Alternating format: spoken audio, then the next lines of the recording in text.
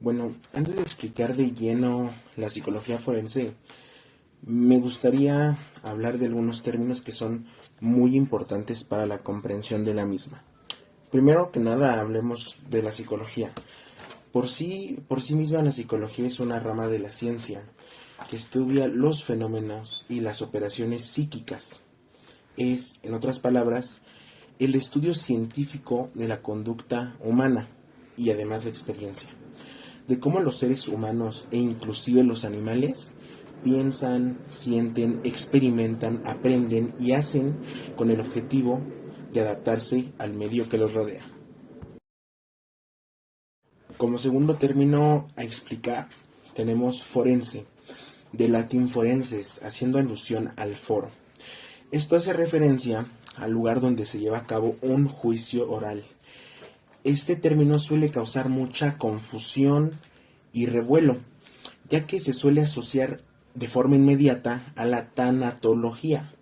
Sin embargo, cuando a este término se le agrega una disciplina, simplemente hace referencia a que complementa a la administración de justicia o está relacionada con ella.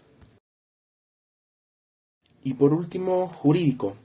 Bueno, es un concepto muy usado en el derecho sobre todo. Hace referencia a las ciencias que estudian el ordenamiento jurídico y lo relacionado con las leyes. Bueno, ahora bien, ya explicado lo anterior, podemos entrar de lleno a la psicología forense. La psicología forense es aquella parte de la psicología que se desarrolla dentro del ámbito jurídico, específico y o en sus órganos dependientes, caracterizándose por poseer técnicas propias que la convierten en una ciencia auxiliar en este campo. La psicología forense aborda la conducta y los procesos mentales que requieren ser explicados o determinados durante un juicio oral, pues el principal interés de esta rama de la psicología consiste en ayudar a la procuración de justicia. Además, la psicología forense tiene la peculiaridad de interesarse por el estudio de la víctima para determinar las consecuencias psíquicas que la víctima podría sufrir después de el delito. Origen de la psicología forense. La psicología forense es una ciencia relativamente nueva, que surgió como necesidad de atender y auxiliar al sistema jurídico en los tribunales. Según Marín, en el texto Introducción a la psicología forense, alegan que el desarrollo entre la psicología y el derecho se distinguen en 4 etapas principales. La primera etapa, que va desde los comienzos del siglo XX hasta los años 30, destacan los trabajos pioneros de Stern, Binet y Mustenberg sobre los procesos psicológicos del testimonio.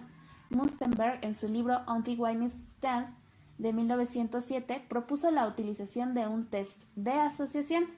La segunda etapa, de 1930 a 1950, se caracteriza por los esfuerzos a favor de la colaboración entre la psicología y derecho en un intento de aplicar la psicología a los procesos de la práctica legal.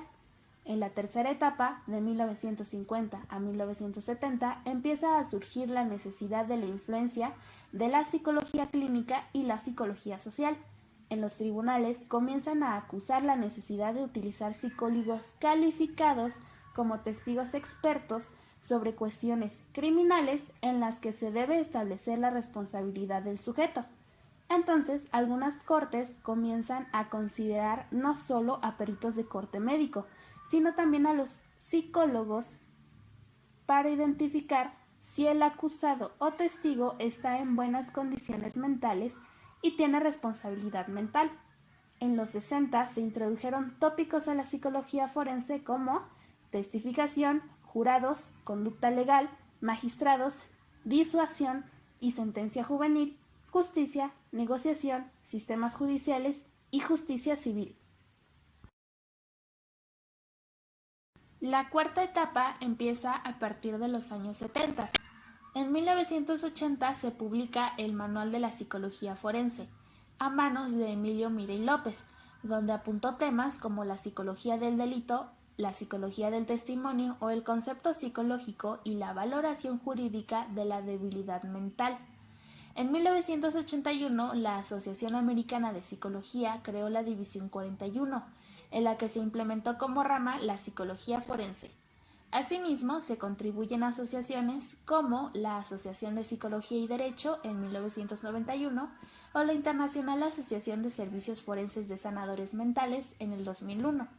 Y en 1984 crea otra división enfocada en la psicología policial. Bueno, ahora sabiendo lo anterior, nos preguntamos, ¿en qué consiste el trabajo de un psicólogo forense?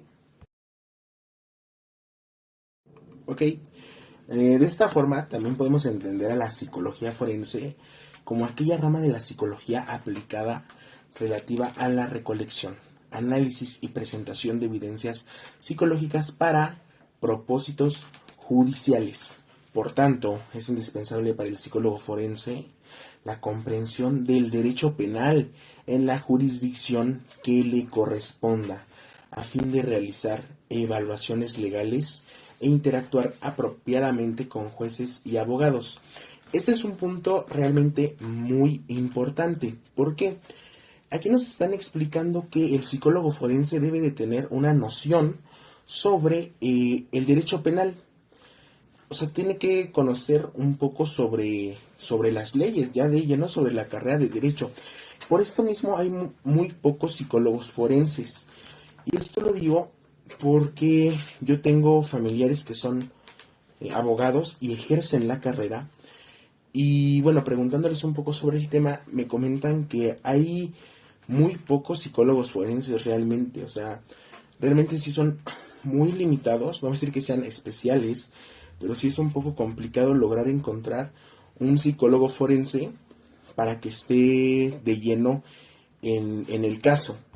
También me comentan que los psicólogos forenses, al menos en los casos que ellos han llevado, son fundamentales para los homicidios o sobre todo para la violencia familiar.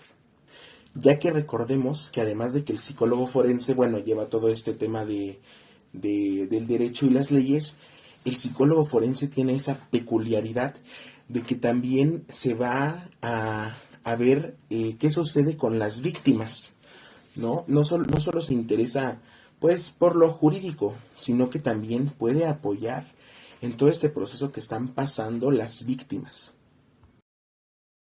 Otro aspecto que caracteriza y es muy importante para un psicólogo forense es que debe contar con la habilidad para poder testificar ante un juzgado sobre la pericia que haya realizado. Supongamos determinar el estado mental del procesado a la hora de realizar el delito. Generalmente su trabajo consiste más en aclarar cuestiones legales que psicológicas, como ya lo habíamos comentado anteriormente, solo que en algunas ocasiones el psicólogo forense también puede diagnosticar a las víctimas. Muy bien, pues ahora, resumiendo un poco todo esto que hemos visto, vamos a las tareas más destacables de las que se encarga un psicólogo forense. Bueno, entre ellas se encuentran emitir dictámenes en cuestiones de su área, evaluar y tratar a cualquier personal de la Administración de Justicia que esté implicado en el proceso, analizar todos aquellos problemas de índole psicológica o emocional y dar recomendaciones pertinentes en lo que a responsabilidad, salud mental y seguridad del sujeto se refiere. Bueno, teniendo en cuenta todos los puntos anteriores, puede surgir un poco la duda entre la psicología forense con la psicología criminal, las cuales son términos muy apegados, pero que no son lo mismo. En la psicología criminal, o también llamada psicología criminológica, se encarga de estudiar el comportamiento y los procesos mentales del individuo que ha cometido un delito, La psicología criminal, por tanto, se encarga de estudiar los desarrollos y procesos de índole psicológica que intervienen en la ideación y perpetración de actos criminales. Por esto mismo es que son tan relacionadas estas dos ramas de la psicología, porque van juntas, van de la mano. Incluso, bueno, obviamente cada psicólogo se encarga de lo suyo. Por eso es muy importante recalcar la diferencia entre cada ámbito. Entonces, teniendo en cuenta los términos anteriores y un poco resumiendo de todo lo que hemos hablado acerca de la psicología criminal y la psicología forense, podemos decir que estas dos ramas de la psicología juegan papeles imprescindibles en el cumplimiento de la ley, el sistema judicial y la criminología.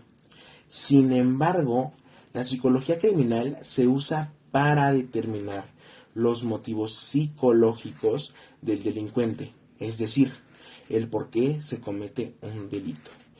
Mientras que la psicología forense incluso podría relacionarse y apegarse un poco más con el ámbito del derecho, ya que el psicólogo forense es un factor determinante en los foros penales e incluso en la opinión final de los jueces y jurados. No obstante, también tiene esa capacidad y peculiaridad de analizar el efecto del delito sobre las víctimas y la condición mental del victimario. Ok, entonces teniendo en cuenta todo lo anterior y enfatizando realmente en que es muy importante saber diferenciar y reconocer cuál es la psicología criminal y cuál es la psicología forense, les dejo aquí una tabla donde podemos resumir en un organizador gráfico las diferencias en la psicología criminal y la psicología forense. Es un poco de todo lo que hemos hablado, pero obviamente al estar representado en un organizador gráfico es mucho más fácil su lectura y su comprensión. Autores de la psicología forense y sus aportaciones. Uno de los primeros aportadores de la psicología forense es Wilhelm Wundt. Es uno de los primeros psicólogos de la historia. Fundó su primer laboratorio en Alemania, Leipzig. Ya en este punto empezó a estudiar la relación entre el comportamiento humano y la criminalidad, con su psicología experimental. Desde entonces el campo de la psicología forense comenzó a surgir. Hugo Münsterberg.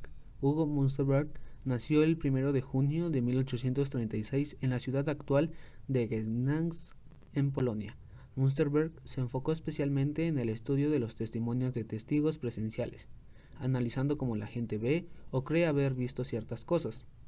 Esto lo llevó a estudiar la memoria, los recuerdos, los procesos de interpretación individual y las bases de la influencia social de esto.